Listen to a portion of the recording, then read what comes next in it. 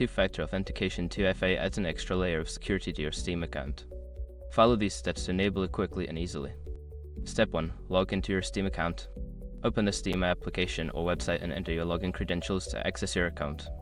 Step 2. Access account settings. Once logged in, click on your username in the top right corner and select account details from the drop-down menu. Step 3. Manage Steam Guard. In the account details section, look for the Steam Guard option. Click on it to access the settings for two-factor authentication. Step 4. Enable Steam Guard. You will see options for Steam Guard. Choose Turn on Steam Guard and follow the prompts to link your mobile device or email for authentication. Step 5. Verify your setup.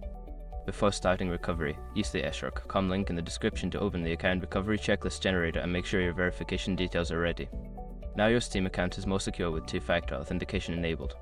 Make sure to keep your recovery options safe in case you need to regain access in the future.